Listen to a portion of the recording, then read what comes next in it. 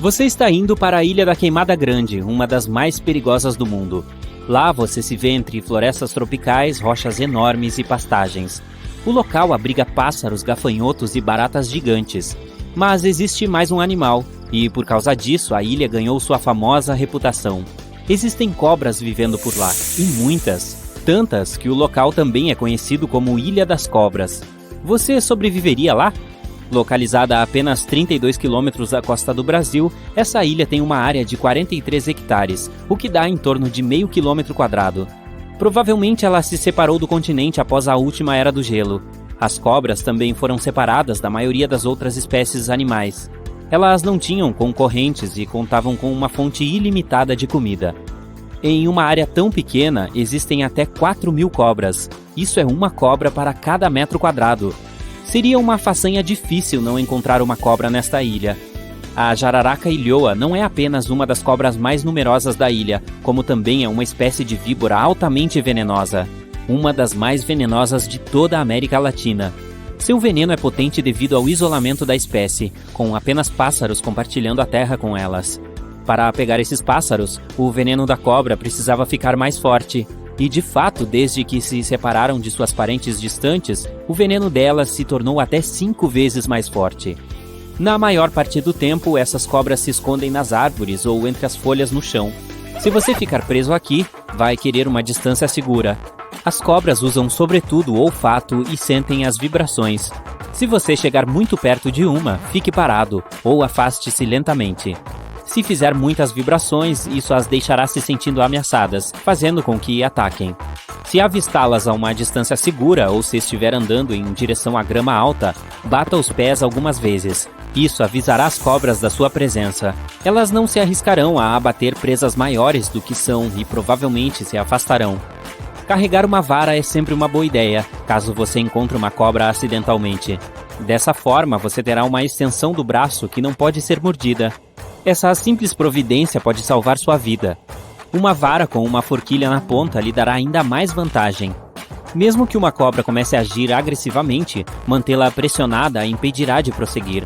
Mas aconteça o que acontecer, não tente pegá-la. Ok, mas e se você for mordido?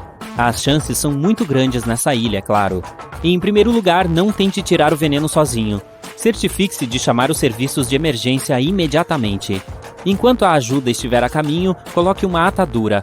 Uma peça de roupa servirá se você não tiver mais nada. Não tente perseguir a cobra tentando identificar a espécie. Os serviços de emergência sabem como descobrir qual é o veneno. Agora é só manter a calma e esperar a ajuda. Você pode estar se perguntando para quem pode ligar nessa ilha abandonada. Bem, como é estritamente proibido visitar esse lugar, há placas por toda a ilha aconselhando a manter distância e também um número para o qual você pode ligar se tiver problemas. Digamos que você tenha evitado com sucesso ser mordido. A próxima coisa a considerar é o que você pode comer lá. A Ilha das Cobras era anteriormente conhecida como Ilha da Queimada Grande, referindo-se à floresta sendo queimada. A razão para isso foi o fato de que toda a ilha foi deliberadamente incendiada para dar lugar a uma plantação de bananas. Infelizmente, o negócio da banana não foi um sucesso. É provável que isso tenha acontecido porque os agricultores ficaram doentes e cansados das cobras. Mas algumas bananeiras ainda existem hoje e podem fornecer nutrientes muito necessários. Você também vai querer um pouco de proteína na sua dieta durante a estadia. Felizmente, junto às cobras presas na ilha também existem baratas. Essas baratas gigantes de aparência pré-histórica saem à noite para se alimentar de plantas. Prepare aquele churrasco e desfrute da rara iguaria que essa ilha oferece. Uma ótima maneira de sobreviver na ilha é evitá-la completamente. Se por acaso você estiver navegando, lembre-se de que este lugar já foi ligado ao continente. É muito provável que as rochas sob as ondas danifiquem o fundo do seu barco se você chegar muito perto. Certifique-se de manter uma distância adequada ao passar. Claro, a ilha é intrigante, mas lembre-se de que não importa quão perto você chegue, não conseguirá ver cobras enquanto ainda estiver no barco. Só dá para ver essas criaturas se chegar perto o suficiente, o que você não deveria fazer. E não são apenas os répteis que tornam esse local perigoso. Os piratas visitam a ilha com bastante frequência. Não os piratas cantores de celeuma com suas pernas de pau, mas biopiratas que vão lá para capturar exatamente o que a torna tão perigosa. Eles vão atrás das cobras para pegá-las e vendê-las ilegalmente. Desde que a ilha foi isolada cerca de 11 mil anos atrás, a jararaca ilhoa evoluiu dentro do seu próprio habitat. Portanto, embora existam muitos répteis nesta ilha, eles ainda são uma espécie ameaçada. Devido ao número limitado, seu valor é muito alto, chegando a 30 mil dólares nos mercados ilegais, o que serve de motivação aos biopiratas para capturá-las. Eu posso pensar em maneiras melhores de ganhar a vida. De qualquer forma, digamos que você tenha todos os recursos necessários para sobreviver em um dos lugares mais perigosos da Terra. Acha que conseguiria essa façanha? Talvez você pense que é impossível. Você ficaria surpreso com o quão possível isso pode ser, se souber o que está fazendo. Acontece que muitos já visitaram esse lugar assustador antes. As equipes de pesquisa costumam ir até lá. Elas estudam a cobra jararaca ilhoa, seu ambiente e suas fontes de alimento, para fins de preservação. Mas os cientistas sempre garantem que haja um médico na equipe. Há também um farol na Ilha das Cobras. Até a década de 1920, havia pessoas que o operavam. Em seguida, tornou-se automatizado. Algum palpite do porquê? As autoridades brasileiras visitam o farol uma vez por ano para se certificar de que ainda está funcionando. Os moradores do continente conhecem a reputação da ilha, então as histórias de pessoas desaparecidas são mínimas. Mas um grupo de pescadores chegou perto demais dela. Como estavam navegando por sua rota normal, eles acidentalmente se aproximaram da costa. O barco deles bateu em uma pedra sob as ondas e começou a encher de água. Como o barco estava afundando rapidamente, os homens tinham apenas duas opções: tentar sobreviver no mar agitado ou nadar até as margens da Ilha das Cobras. Foi uma escolha difícil de fazer, afinal eles já tinham ouvido as histórias, e elas não se resumiam apenas às cobras. Rumores diziam que a ilha era amaldiçoada. Independentemente das histórias, os pescadores optaram por se arriscar na ilha. Depois de chegar à costa, tentaram ser cuidadosos. As informações que tinham do local poderiam ajudá-los a sobreviver, mas o mais importante é que eles sabiam que tinham que evitar a floresta tropical a todo custo. Como ficaram com fome, caminharam cuidadosamente pela orla da floresta, coletando bananas. Eles ficaram sobretudo sentados, esperando e resguardando suas energias, e só podiam beber água quando chovia. Isso foi o suficiente para sustentá-los. Eles dormiram na praia, desprotegidos das intempéries e do clima, e o tempo todo estavam bem perto do conforto do farol e das cavernas. Provavelmente foram super cautelosos, mas era melhor suportar algum desconforto do que arriscar suas vidas por uma cama seca. Eles não cederam à tentação e conseguiram sobreviver por 3 dias sem ser picados por uma cobra. Depois disso, um barco que passava finalmente os resgatou. Então, agora você sabe que tudo é possível. Os polvos têm 3 corações. 2 deles bombeiam sangue para as brânquias, enquanto o coração maior circula o sangue para o resto do corpo. Eles também têm 9 cérebros, há um grande central, mas também cada um de seus 8 braços tem um mini cérebro próprio, e é por isso que eles podem agir de forma independente. Como cada braço tem seu próprio cérebro, o cérebro central envia apenas um sinal de nível superior para o braço. Coisas como, vá para aquela fenda ali, pode haver um caranguejo escondido lá dentro. No caso dos humanos, o cérebro guiaria e controlaria cada movimento de nossas pernas e braços, e com um polvo, os braços agem quase independentemente a caminho da fenda. Ele também prova e sente com as ventosas. Como os seus braços são tão independentes, um polvo não sabe onde eles estão, a menos que os veja. O corpo humano tem uma habilidade chamada propriocepção. Graças a ela, sabemos onde está o nosso braço, mesmo que ele esteja longe do alcance de nossos olhos. 1816 é conhecido como o ano em que o verão não chegou. Em abril de 1815, houve uma grande explosão no Monte Tambora, na Indonésia, enviando enormes nuvens de cinzas vulcânicas para a atmosfera. A maior parte do hemisfério norte foi coberta por um manto de poeira e sujeira que meio que se recusou a baixar. Em junho do ano seguinte, o inverno frio simplesmente não acabou. A geada danificou as colheitas, e a neve e a chuva persistiram durante todo o verão. Na Islândia, você encontrará algumas das paisagens mais deslumbrantes do nosso planeta. Montanhas irregulares, fiordes, geysers quentes, campos de gelo esculpidos na paisagem, deslumbrantes e intrigantes praias de areia preta, como a areia de Reynisfjara. A maior parte da areia das praias geralmente é formada por rochas que se quebraram devido a mudanças climáticas e erosão ao longo de milhares ou até milhões de anos. E em Reynisfjall, a areia é de uma impressionante cor preta devido à atividade vulcânica. A lava saiu de um vulcão em erupção, subiu à superfície, esfriou e depois endureceu no Oceano Atlântico, criando uma tonalidade preta fascinante. Esta praia é tão magicamente deslumbrante, mas também muito perigosa por causa de suas ondas rasteiras. É quando algumas ondas menores se juntam, formando uma única realmente grande. Esse fenômeno pode acontecer quando as correntes oceânicas forçam as ondas a se juntarem, ou, no caso de Reynisfjall, quando essas ondas vêm de um penhasco subterrâneo no mar e obtêm um efeito de atração ainda mais forte. Considerando também as baixas temperaturas do oceano, o melhor é apenas tirar fotos a partir de um local seguro. Algumas árvores conversam entre si. Não como nós, claro, mas, por exemplo, as acácias, que crescem na savana africana, podem avisar umas às outras se algo perigoso está por vir. Quando alguns animais, como antílopes, devoram suas folhas, a árvore imediatamente começa a produzir mais tanino, que é tóxico para os animais. Elas também emitem um tipo especial de gás que viaja pelo ar e avisa outras árvores que também devem se proteger. Você está olhando as estrelas em uma noite fria, e então um flash de luz brilhante atravessa o céu noturno. Uma estrela cadente. Legal, não? Mas o que vemos não é realmente uma estrela, embora a chamemos assim. São meteoros, que são basicamente pequenos pedaços de poeira e rocha se movendo pelo espaço. Ao passarem pela nossa atmosfera, causam algo chamado atrito, quando uma coisa se esfrega na outra, e é por isso que brilham. Além disso, o atrito causa calor. Poeira e rochas ficam extremamente quentes enquanto voam pela atmosfera, e o calor as faz brilhar até o momento em que queimam e se transformam no que chamamos de estrela cadente. O pôr do sol nos desertos é extremamente bonito por causa das cores espetaculares que produz um pouco mais do que em outros lugares. A luz solar consiste em vários tons do espectro de cores. Quando o sol está alto no céu, essas cores se misturam e nossos olhos as veem como brancas. Mas à medida que o sol se põe, seus raios precisam passar por uma camada mais espessa da atmosfera antes de chegarem até nós. A atmosfera então espalha a luz com comprimentos de onda mais curtos, como azul e roxo, antes mesmo que possamos vê-los. É por isso que as luzes laranja e vermelha, de comprimento de ondas mais longos, se destacam. Em ambientes urbanos, a poluição do ar pode tornar as cores do pôr do sol mais opacas do que em lugares mais abertos.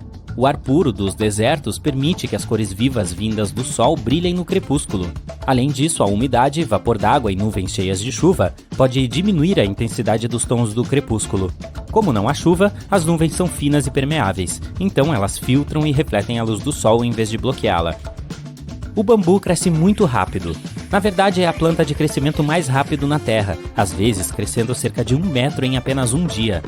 Pode ser encontrado em florestas densas, onde pouca luz chega ao solo, o que significa que o bambu está sob forte pressão para alcançar a luz do sol o mais rápido possível. Há um caule subterrâneo que conecta os brotos de bambu à planta-mãe, de modo que o broto realmente não precisa de folhas próprias até atingir sua altura total. Além disso, o bambu cresce mais rápido do que outras plantas porque não perde tempo e energia em anéis crescentes que engrossam o caule. É apenas uma vara fina e oca que cresce para cima. Você notará que algumas das grandes árvores têm sistemas de raízes rasas, às vezes até 25 centímetros de profundidade no solo. As raízes geralmente precisam de acesso a oxigênio e água, e podem encontrar tudo o que precisam em bolsões subterrâneos especiais chamados poros do solo. Quando uma árvore tem condições ideais de umidade e solo, pode enviar raízes mais profundas e obter o que precisa. Mas na maioria das vezes as condições não são perfeitas, devido a uma base rochosa, a pedras e o solo compacto que impedem fisicamente que as raízes cheguem a uma maior profundidade. Esses obstáculos também impedem que as raízes obtenham o oxigênio necessário. Então, quando a vida ficar difícil, a árvore escolherá uma opção mais fácil. Suas raízes ficarão próximas à superfície e se espalharão em diferentes direções. As condições de seca são outra razão pela qual as árvores podem ter sistemas de raízes rasas. Ao ficar mais perto da superfície, elas podem aproveitar ao máximo a coleta de chuva. As plantas ficam expostas à luz solar na maior parte do tempo, mas não sofrem queimaduras solares. Elas apareceram na Terra há cerca de 700 milhões de anos, e uma das principais coisas de que precisavam para sobreviver era algo que as protegesse contra os raios ultravioleta vindos do Sol. As que estavam no mar tinham a água do mar como proteção. A radiação UV é a principal responsável pelas queimaduras solares, então as plantas terrestres desenvolveram uma proteína especial, UVR8.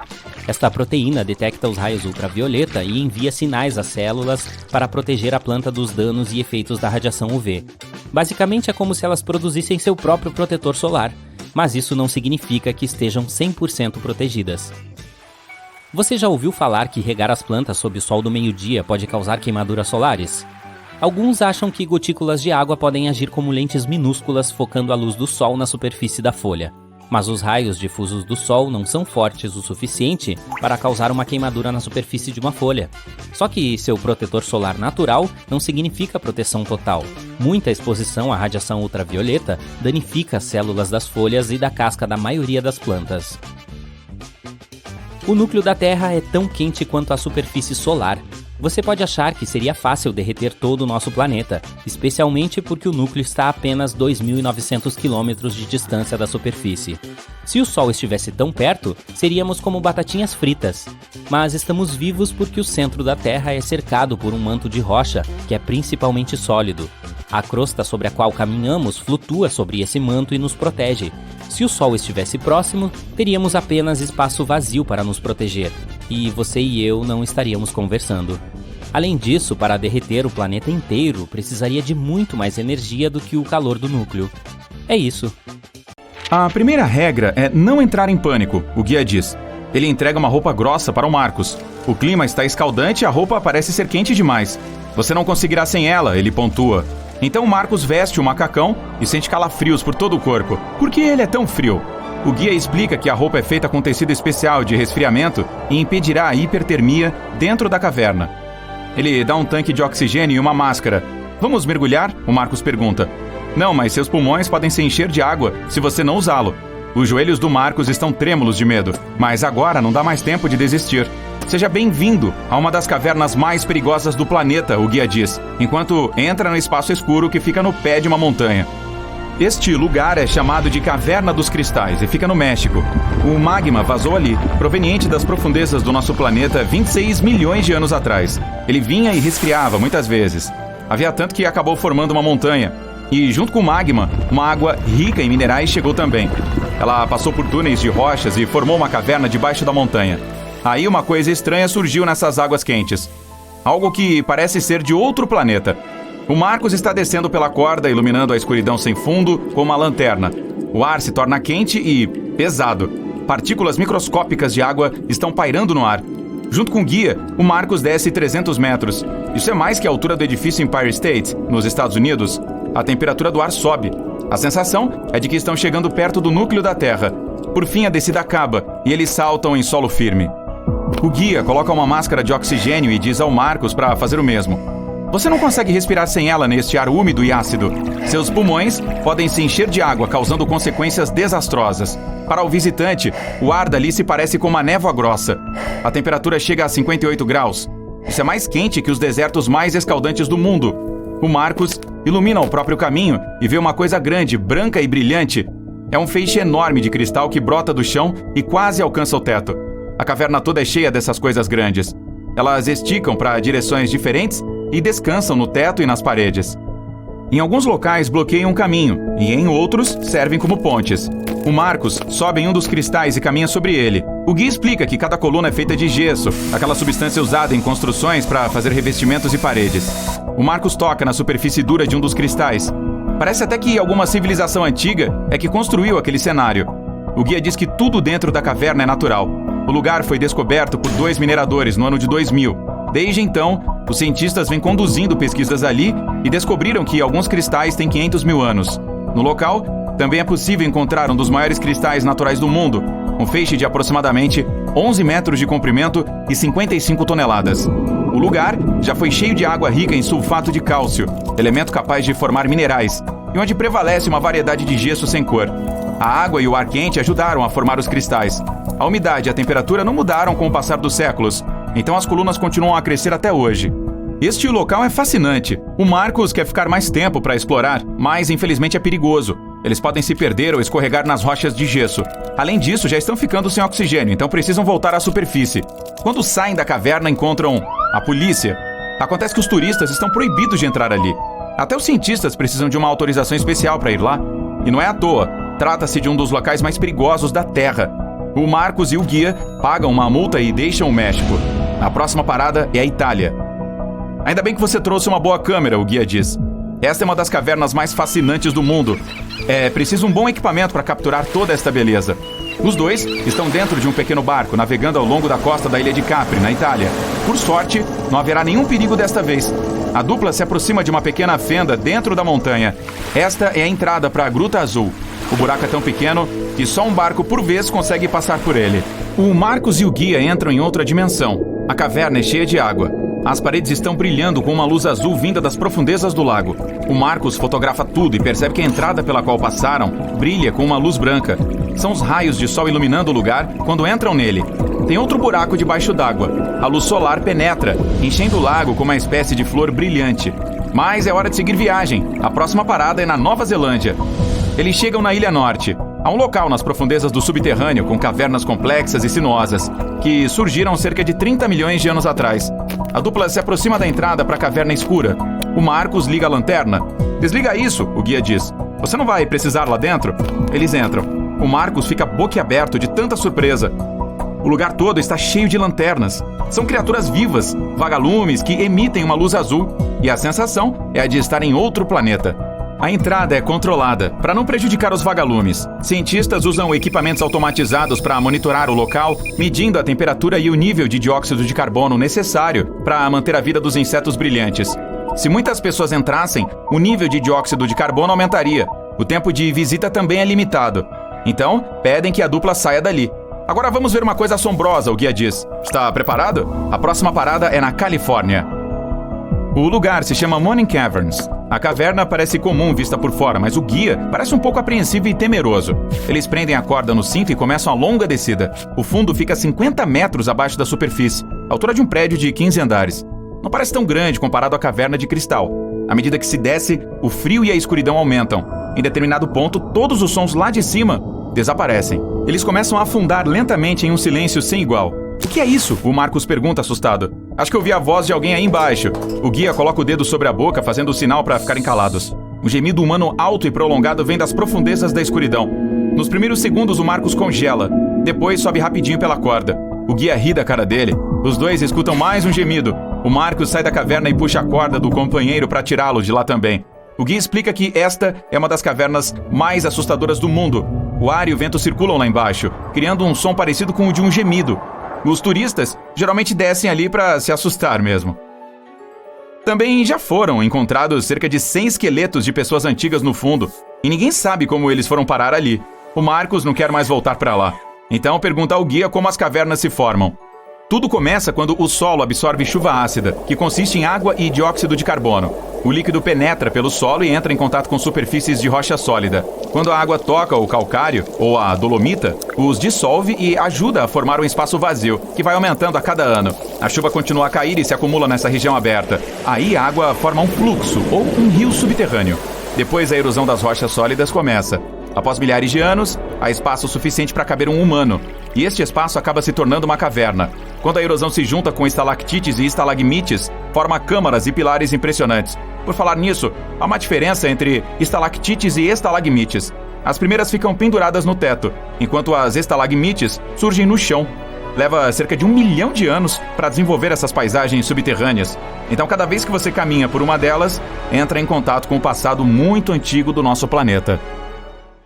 O mar, essa besta aquática implacável, vem desafiando todas as tentativas de domá-lo há séculos.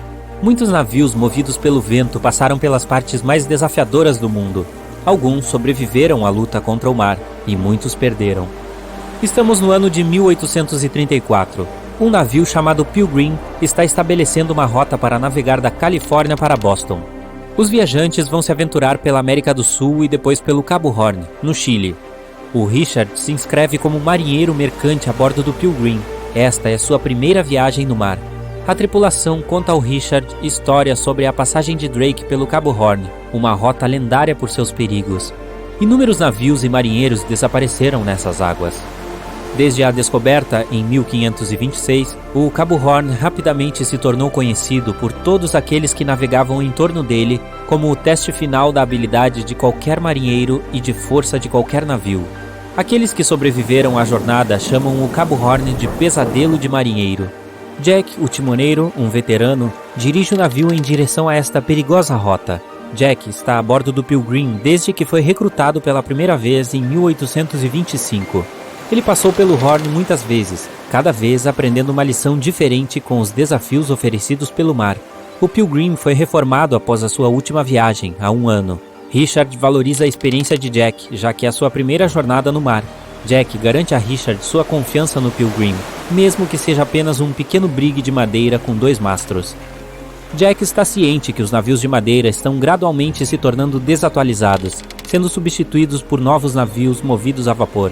Mas Jack prefere a manobrabilidade do Pilgrim e o escolheria ante os navios de aço a qualquer momento. O Richard está animado por estar a bordo. Há muito o que explorar na vida como marinheiro mercante, mas o cara luta para acostumar seu caminhar com o movimento da embarcação. Ventos fortes fazem o Pilgrim se mover mais rápido, proporcionando ao Richard uma rápida introdução à vida no mar. Ao mesmo tempo, nada pode prepará-lo para a experiência de passar pelo Cabo Horn. É o ponto de terra mais ao sul antes da Antártica. A lacuna entre o continente gelado e Cabo Horn inclui a infame passagem de Drake, aproximadamente 1.100 quilômetros entre o Cabo Horn e a Península Antártica. Ventos fortes proporcionam uma jornada firme e ininterrupta em direção ao Horn. Mas, como Jack falou para o Richard, os ventos ficam mais concentrados na passagem de Drake. Eles criam um efeito de canalização, tornando-se mais fortes e imprevisíveis. O Richard não tem certeza do que isso pode significar para o Pilgrim, mas entende que não há uma rota mais fácil para viajar pela América do Sul. Alguns dias se passam. O Pilgrim navega pelas muitas ilhas que compõem a costa oeste do Chile. Embora o mar esteja relativamente calmo, o Richard continua a lidar com sua falta de costume em alto mar. Seus movimentos ainda não são muito graciosos. O convés, sempre oscilante, sobe e desce o tempo todo, e o Richard acha difícil se acostumar com o movimento. Ondas grandes e aleatórias atingem o Pilgrim de todos os ângulos. O navio está se aproximando rapidamente do Cabo Horn. Richard olha para grandes nuvens negras estrondosas à distância. "Bem-vindo ao Horn", diz Jack meio rindo. O sorriso irônico em seu rosto logo desaparece. O homem fica sério, sabendo o que espera por todos eles. Ventos mais fortes começam a soprar as velas enquanto a tripulação se esforça para se segurar nas cordas. Richard se prepara desesperadamente para ajustar as velas traseiras, ajustando-se à constante mudança devido aos fortes ventos do sul. Jack se mantém firme no leme, sabendo da importância de seu papel. Ele desconfia da ondulação. Ela pode aumentar muito rapidamente quanto mais ao sul eles viajam. É crucial que o Pilgrim não se aventure muito perto do Horn quando eles se aproximarem. A grande escuridão que estava à distância está agora ao redor deles, enchendo o céu em todas as direções. Nuvens enegrecidas jogam chuva e granizo à tripulação, enquanto tentam resistir ao clima enfurecido. Jack é comandado pelo capitão no leme, mudando a direção da embarcação. A temperatura caiu significativamente. Mal mantendo a água fora dos olhos, ele se vira em direção à proa do lado bombordo para proporcionar ao rosto uma breve pausa do tormento do vento. Olhando para longe, o homem vê o Horn, cercado por névoa. É uma visão assombrosa. Ele guia o Pilgrim ao longo da face do Horn e a distância vai ficando menor. As ondas diminuem de altura à medida que o mar se torna mais raso. Essas ondas são muito mais íngremes e seu ângulo pode causar mais danos à embarcação de madeira. O Jack não tem certeza de quantas dessas ondas o Pilgrim pode aguentar antes que o casco ceda.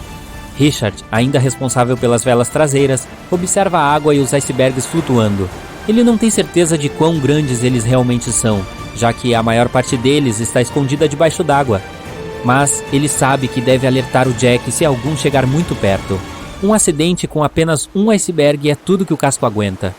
Obedientemente, ele vigia ao lado e à distância. Os icebergs não são as únicas coisas a serem observadas. Vagalhões também são comuns nessas águas. Os oceanos Antártico e Pacífico que se conectam, misturados com o tempo tempestuoso, formam ondas juntos. Isso cria vagalhões muito maiores. Sabe-se que tais ondas atingem até 30 metros de altura. Elas podem destruir a maioria dos navios em seu caminho. Certamente seria o fim do Pilgrim se ele se deparasse com um vagalhão. Correntes fortes ajustam a rota do Pilgrim, como se o Horn estivesse tentando atrair o navio em direção às suas águas rasas rochosas. Lentamente eles estão se aproximando do Horn. Jack está lutando contra a corrente no leme. Girando o timão, ele estica o corpo o máximo que pode. Grunhindo, ele mergulha o timão do lado bombordo para este bordo e vice-versa. O capitão continua gritando instruções. Para um novato, elas são extremamente confusas, mas Jack, um veterano, continua a interpretar as direções com facilidade, dirigindo para reajustar seu curso para longe do Horn. O capitão ordena que o Richard avalie o casco abaixo dos conveses. Com o nível de desafios que a passagem de Drake forneceu até agora, certamente danificou o navio de alguma forma. Richard corre para o convés enquanto outro marinheiro grita algo com ele, mas o barulho do mar dificulta que eles se ouçam. Uma onda atinge a lateral, jogando água para o convés. Richard consegue se segurar no mastro antes de ser quase varrido ao mar. Todo o convés da frente parece estar debaixo d'água, se segurando enquanto a água atinge de todos os lados do navio e esperando que esvazie, o Richard observa o Horn passar lentamente. Ainda assim, acena para o Pilgrim, como se pedisse suas dívidas à tripulação. As correntes ainda estão puxando o navio enquanto a tempestade continua, sem final à vista para a luta. A tempestade está ficando cada vez maior e mais feroz. Richard cria coragem e desce para avaliar os danos. Depois de uma descida lenta para os convéses inferiores, o Richard pode finalmente olhar para o casco dos aposentos do navio. Ele não percebe nenhum dano, mas está chocado com a profundidade da água dentro. Agora está na altura da cintura. Copos, entre outras coisas, flutuam na água. Mesmo dentro do navio, ele não consegue escapar das ondas.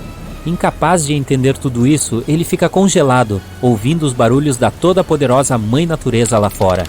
O mar ruge ainda mais descontroladamente, ondas constantemente batendo contra o casco. Parece um tambor sombrio, uma contagem regressiva lenta para o fim do Pilgrim. Richard se força a voltar aos terrores dos convéses acima, agarrando-se aos trilhos para caminhar cuidadosamente pelas escadas escorregadias. Ele deixa os rangeres perturbadores dos convéses de madeira.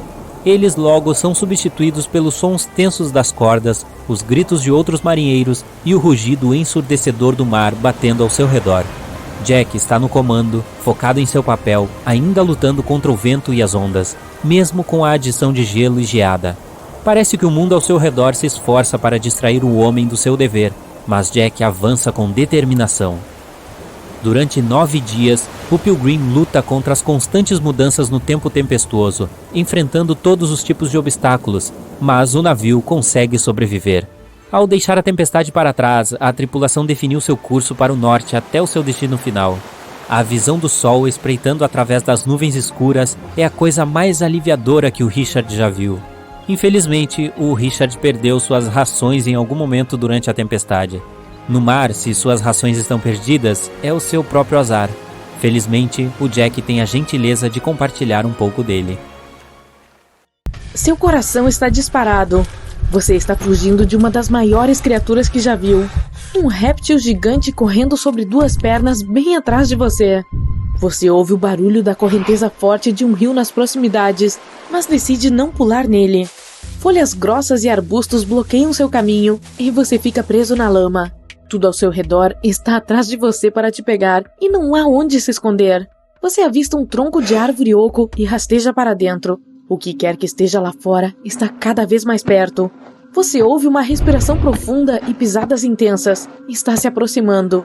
Então, vê uma grande cauda saindo de uma rachadura no tronco da árvore, balançando e derrubando arbustos e pequenas árvores. Seja o que for, está farejando você como aqueles cachorros no aeroporto. E insetos gigantes do tamanho de um gato doméstico estão bem perto do seu rosto. Perfeito! Você sempre teve medo de olhar para pequenas coisas rastejantes, mas essa está tão perto e é tão grande que dá para ver a fisionomia dela. Ela está olhando para você como se você fosse um alienígena. Você quer gritar, mas não consegue. E então, de repente, mais insetos. Eles são coisas curiosas, movendo suas antenas por todo o seu corpo. Ok, isso é demais. Um inseto é uma coisa, mas isso agora? Uma centopeia gigante está rastejando em sua direção. As presas dela são do tamanho do seu polegar. Você sai correndo do tronco da árvore e fica cara a cara com um monstro gigante. Ele para e fica encarando, sabendo que você não tem para onde ir. Garras e dentes do tamanho de pinos de boliche. Isso é o suficiente para mantê-lo acordado à noite. Ele está se preparando para atacá-lo. Bem-vindo ao período e região mais perigosos da história para um ser humano, o Saara do Cretáceo Médio. Esse lugar prosperava há cerca de 100 milhões de anos atrás, no que hoje seria o norte da África. Naquela época, os continentes eram todos organizados de maneira diferente e o tempo era terrível. Tempestades fortíssimas eram bastante comuns e as temperaturas subiam e desciam como uma ola em um estádio de futebol. Então, o nível do mar começou a subir. A água inundou a região de Quenquem, uma área entre os atuais Argélia e Marrocos. Ao longo dos milhões de anos seguintes, asteroides, erupções vulcânicas e outros desastres naturais varreram todo o resto. Tchau, tchau, dinossauros. Obrigado pela participação. Você provavelmente pensa no Saara como um dos lugares mais inóspitos da Terra, mas na época em que havia árvores e rios, ele era ainda mais perigoso. O famoso Rio dos Gigantes era um enorme sistema fluvial que se estendia do Egito moderno até o Marrocos. O terreno era plano e não crescia muita vegetação, mas bastava para que existisse vida. Vida aterrorizante e assustadora. Essa criatura para a qual você está olhando é um gigante e assustador terópode que está atrás de você. Imagine um dinossauro como o Tiranossauro Rex, que tem mais de 10 metros e dotado de uma mandíbula gigantesca. Uma coisa assustadora. Esses eram os líderes da cadeia alimentar naquela época, e é por isso que esse lugar e período da história foram tão únicos. A região toda tinha um desequilíbrio incrível entre dinos famintos e pobres dinos lanches. Não havia comida suficiente para todos. Os cientistas nunca conseguiram encontrar muitas evidências de herbívoros. Isso significa que pode ter sido uma batalha entre as criaturas carnívoras, esperando para se atacar entre si a qualquer momento. E então, depois de um tempo de competição se encarando com aquele terópode gigante, uma sombra se aproxima por trás. Você está com muito medo de se virar, mas o rosnado é mais alto do que qualquer coisa que já ouviu, e isso o abala profundamente. Você se vira e vê um espinossauro, e isso é tudo que consegue ver. Você sabe como sempre mostram o Tiranossauro Rex como o rei dos dinossauros? Bem, esse aqui seria o quê? O imperador?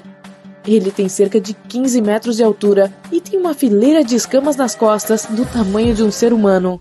Em seguida, adicione um focinho estilo crocodilo, com dentes afiados e pernas curtas e fortes. Sua dieta consiste principalmente em peixes de água doce, mas ele está olhando como se você fosse um delicioso taco de peixe.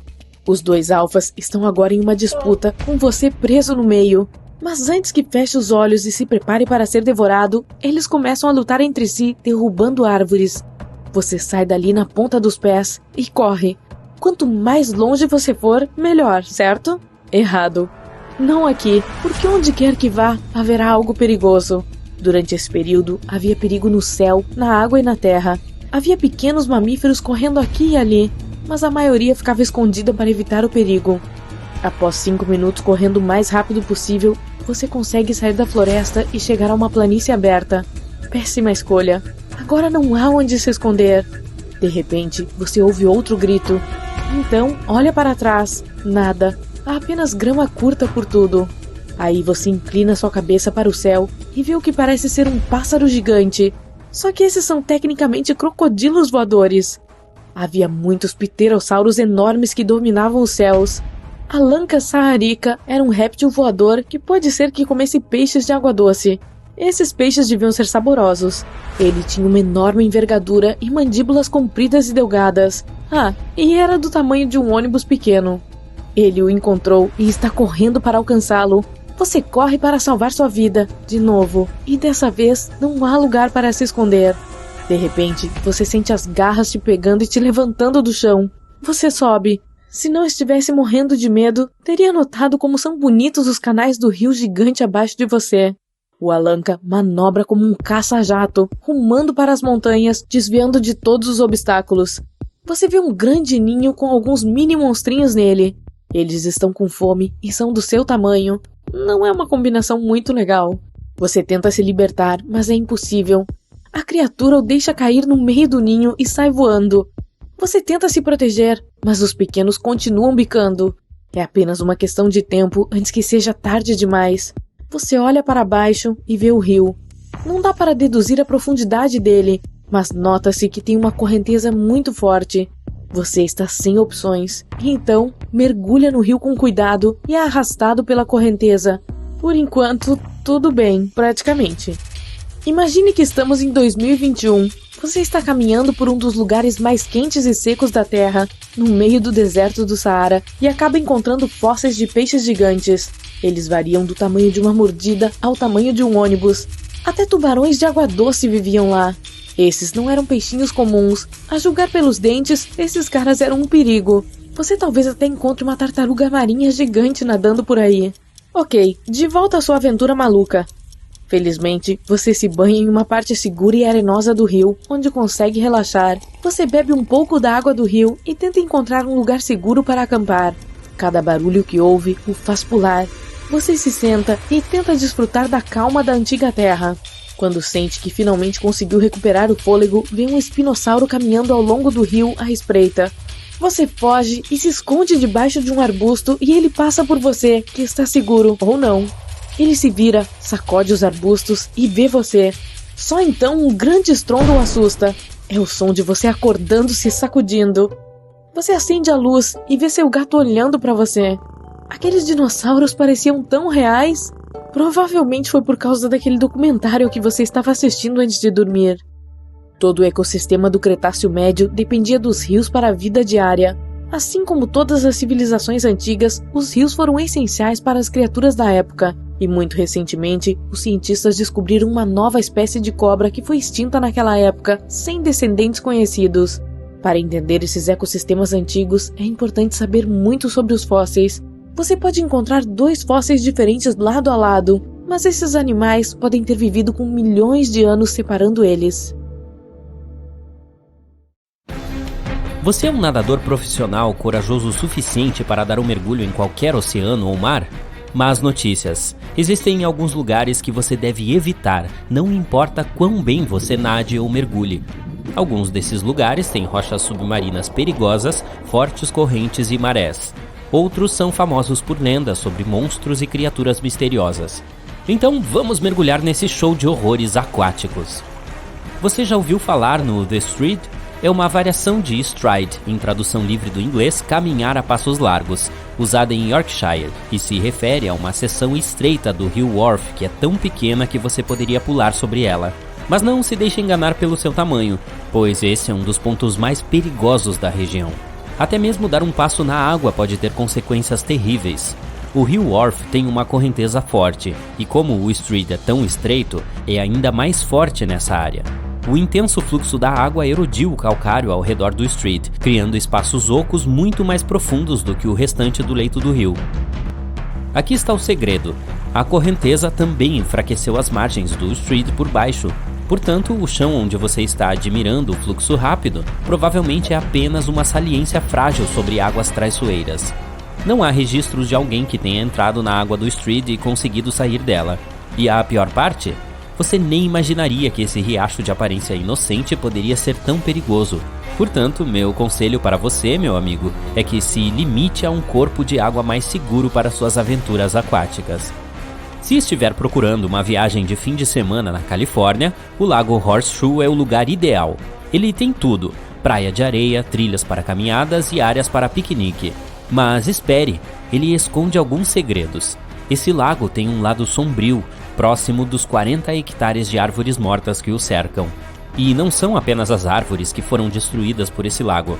Os terremotos que ocorreram em 1989 e 1990 liberaram dióxido de carbono sob o magma quente. O gás se infiltrou no ar, prejudicando toda a vida ao redor do lago. Mesmo agora, o Lago Horseshoe é tão perigoso quanto era há 30 anos. O que o torna tão assustador é que os níveis desse gás tóxico mudam aleatoriamente. Os sinais de alerta que estão afixados em todos os lugares certamente podem dar um toque de filme de terror a uma caminhada divertida na floresta. Em Kauai, no Havaí, há um grupo de cachoeiras deslumbrantes que costumavam ser um destino popular para os turistas. As cataratas de Kipu, como são chamadas, já foram o local ideal para nadar e mergulhar. Para chegar até elas, era preciso fazer uma longa caminhada por um caminho de terra até finalmente chegar a uma vista de tirar o fôlego de uma cachoeira de 6 metros que jorrava em uma piscina cristalina abaixo. Mas desde 2011, essa área está proibida para o público. Por quê, você pergunta? Bom, houve muitos acidentes nas cataratas de Kipu. Obviamente, pular do topo da cachoeira seria um motivo óbvio para isso, mas além disso, houve casos muito mais misteriosos. Testemunhas contam histórias de nadadores que aproveitavam tranquilamente a piscina na parte inferior da cachoeira e foram subitamente arrastados para baixo da superfície. Nenhuma explicação definitiva foi encontrada para esses acidentes. Os habitantes locais acreditam que a culpa é do espírito da água Moa, que não gosta de ser incomodado por turistas barulhentos. Há também a teoria de um poderoso redemoinho no fundo da piscina. De qualquer forma, os livros de guia turístico não mencionam mais as cataratas de Iquipu e a invasão de propriedade é punida severamente. O buraco de Samaesan, localizado no Golfo da Tailândia, é o melhor lugar para mergulhadores que buscam emoção, mas também é o mais perigoso. Com uma queda de 85 metros, é o local de mergulho mais profundo da região. Mas sua profundidade não é o único motivo pelo qual é considerado um local a ser evitado. A área é uma importante zona de navegação para navios petroleiros gigantes. As fortes correntes ao redor do buraco tornam o mergulho ainda mais traiçoeiro. E como se isso não bastasse, o buraco de Samaesan também é o lar de barracudas mortais que podem facilmente atacar mergulhadores desavisados. A água é tão turva que a visibilidade é quase nula, o que torna difícil avistar essas criaturas marinhas agressivas. Resumindo, o buraco de Samaesan é um local de tirar o fôlego, mas extremamente perigoso, que só deve ser explorado por mergulhadores experientes com nervos de aço. Agora vou falar sobre a praia de New Smyrna, a capital mundial de ataques de tubarão. Se estiver procurando um local de férias relaxante no condado de Volusia, na Flórida, talvez deva evitar essa praia. As águas ao redor da praia de New Smyrna estão repletas de peixes, o que atrai muitos tubarões. De fato, foram registrados tantos ataques de tubarão nessa área que ela ganhou o título de capital mundial dos ataques de tubarão.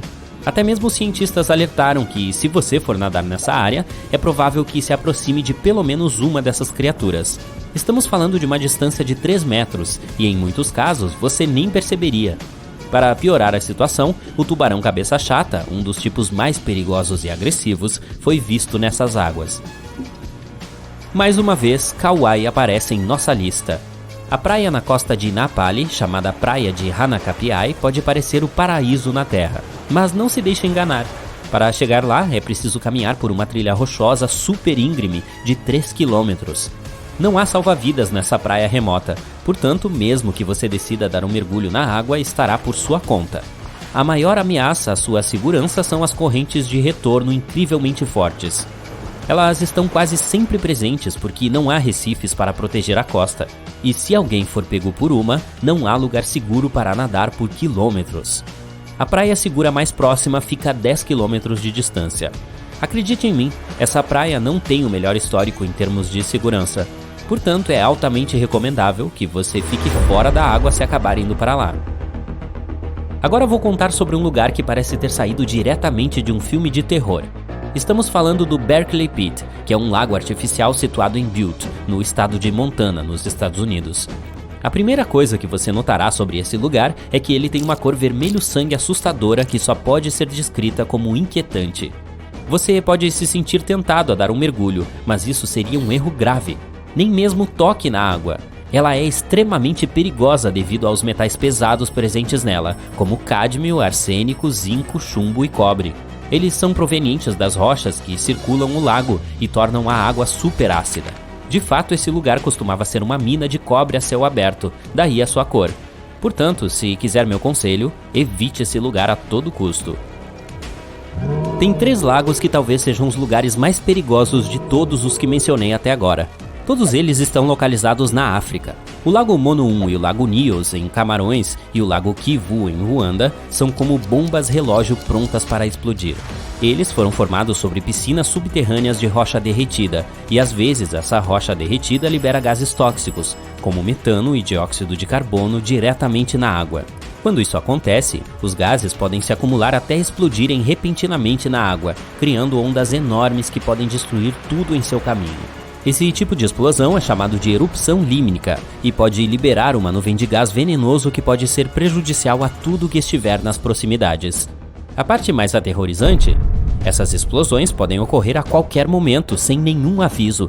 Portanto, se você se encontrar perto de um desses lagos, é melhor ficar em alerta máximo, pois nunca se sabe quando a próxima explosão pode acontecer. Talvez você conheça outros lugares que não recomendaria para um mergulho divertido? Compartilhe suas não recomendações nos comentários abaixo. Atrás dessas enormes portas de aço ficam um dos lugares mais protegidos da Terra. É conhecido como Site R, ou Raven Rock Mountain Complex. Ele fica na Pensilvânia. A construção tem 60 andares no subsolo e é considerada um lugar seguro para as pessoas em caso de um desastre natural ou causado pelo homem. Não há muitas informações online sobre este local misterioso, mas o que sabemos é que ele está equipado com 38 sistemas de comunicação. Obviamente, não está disponível para visitas via Google Earth, mas é possível dar uma rápida espiada nos 2 portões da frente. A Cidade do Vaticano é um dos enclaves mais famosos da Terra e certamente vale a pena visitar devido à sua arquitetura maravilhosa e à sua vasta lista de obras de arte para conferir.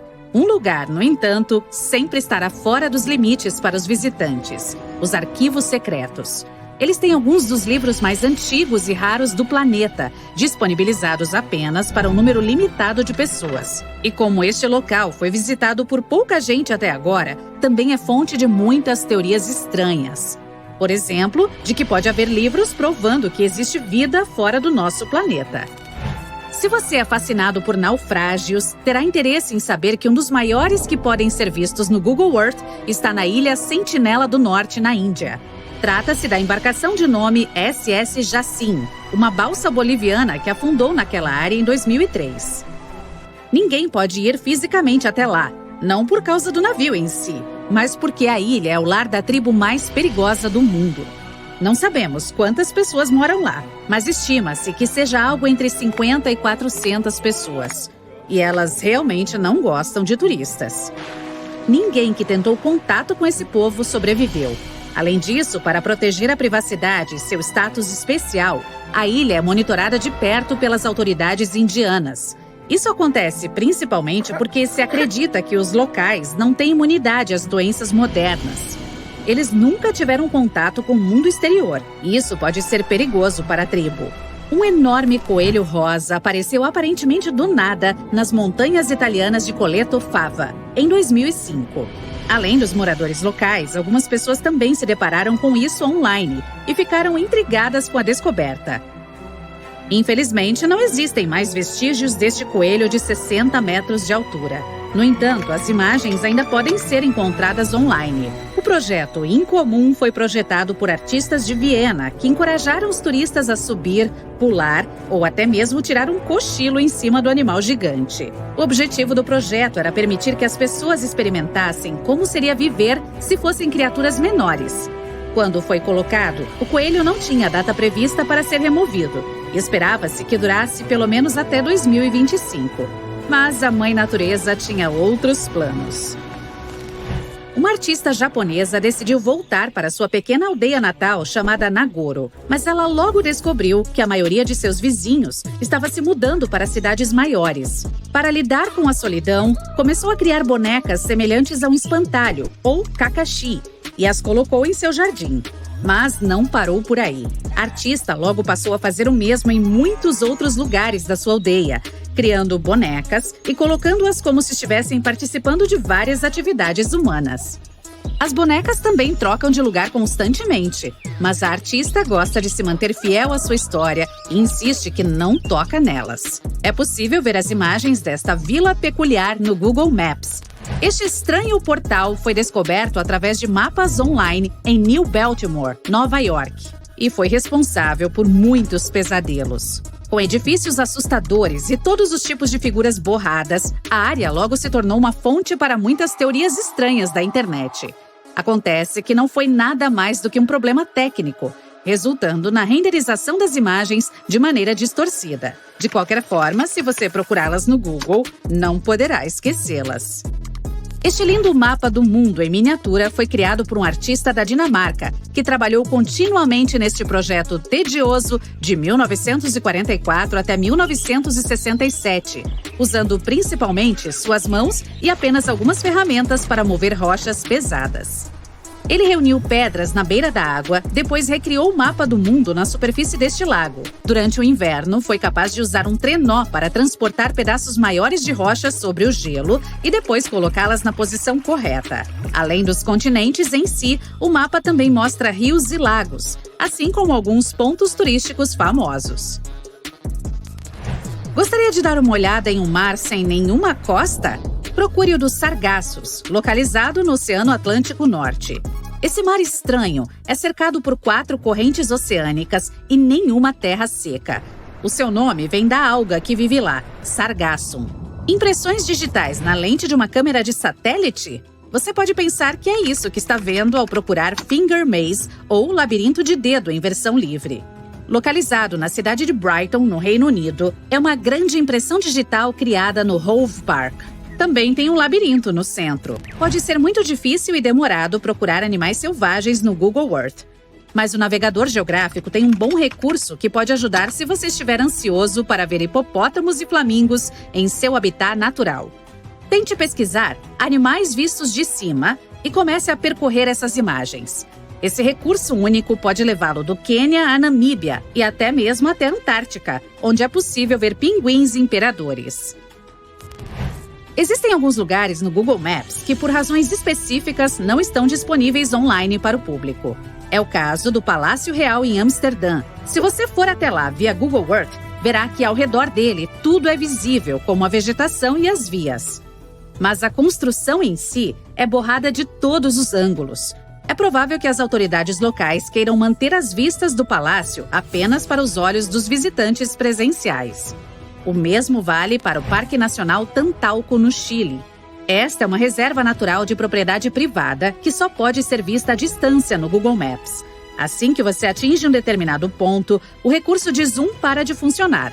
Algumas pessoas dizem que, por se tratar de uma reserva natural, pode ser o lar de algumas espécies ameaçadas de extinção, e medidas extremas são tomadas para sua proteção. Você sabe como uma certa marca de frango frito tem um certo coronel em seu logotipo? Sim, não será possível ver nenhum desses logotipos em alta resolução no Google Maps. Isso porque o mapa online usa algoritmos específicos para detectar o rosto das pessoas e desfocar. Como se pode ver, nem sempre funciona. A ilha de Queimada Grande é proibida de ser visitada pelas autoridades brasileiras por uma boa razão. Ela fica próximo à cidade de São Paulo e dizem que é o lar de mais de 4.000 cobras, de um dos tipos mais venenosos da Terra. Se ainda não achou assustador o suficiente, que tal isso?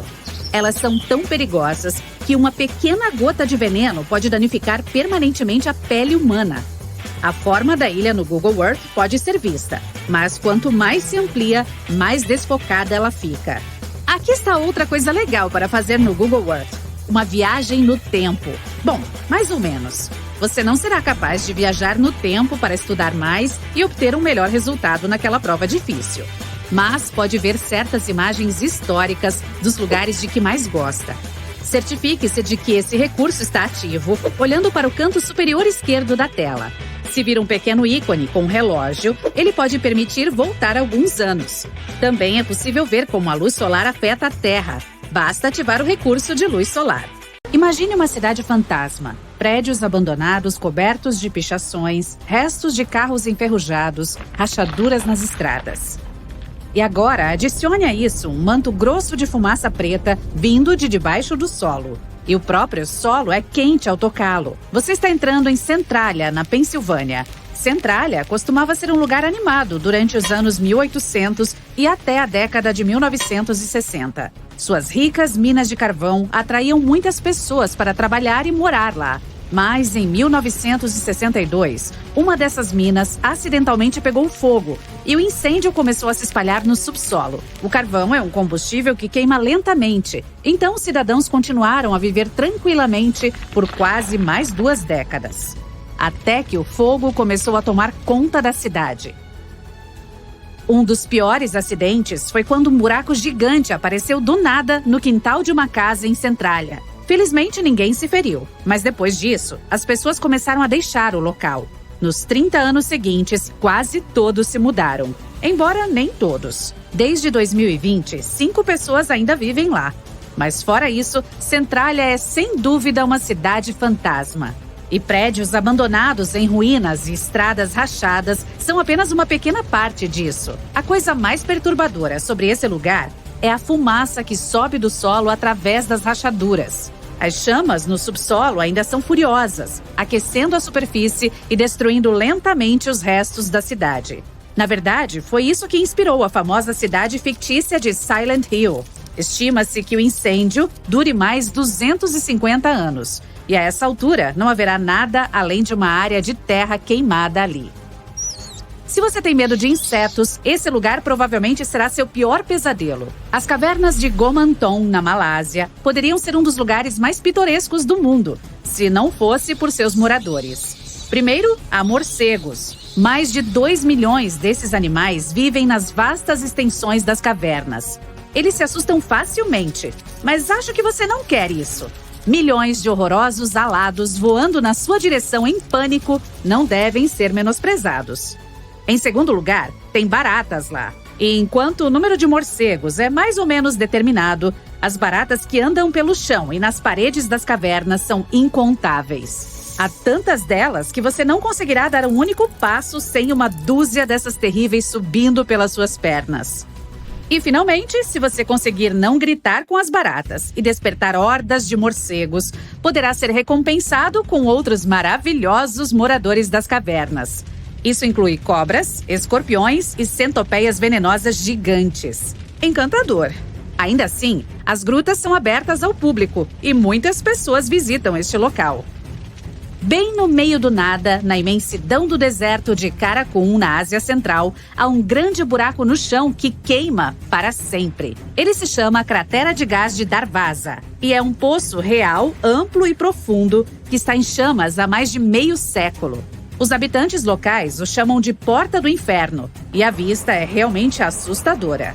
Não há como extinguir as chamas e os cientistas acreditam que a cratera continuará queimando por séculos a fio.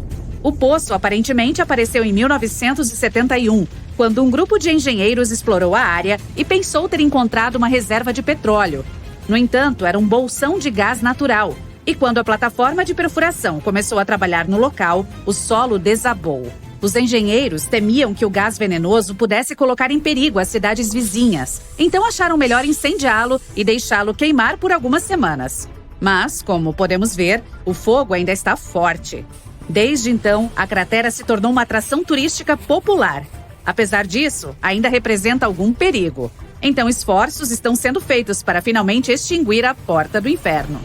Imagine ver uma cobra insanamente venenosa ao lado do seu pé. Aterrorizante o suficiente, hein? Agora, multiplique essa experiência por alguns milhares de vezes. E não importa onde você tente correr, há cobras semelhantes por toda parte. Essa é a Ilha das Cobras. E o nome não poderia descrevê-la melhor.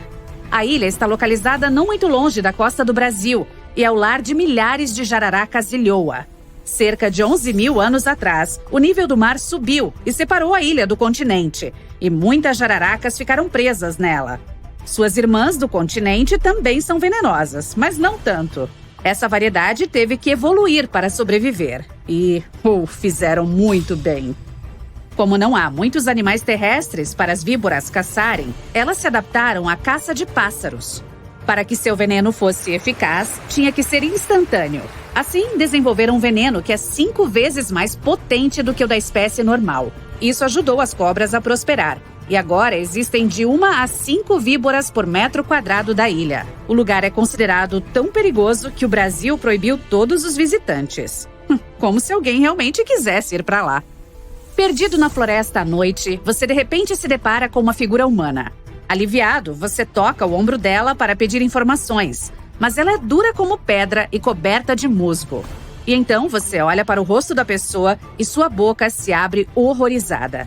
Aquilo é tudo menos humano. Meu conselho seria não passear pelo sudeste da Finlândia à noite se você não quiser ter uma experiência chocante. Pois é aqui que um renomado escultor finlandês fez seu misterioso jardim de esculturas em seu próprio quintal.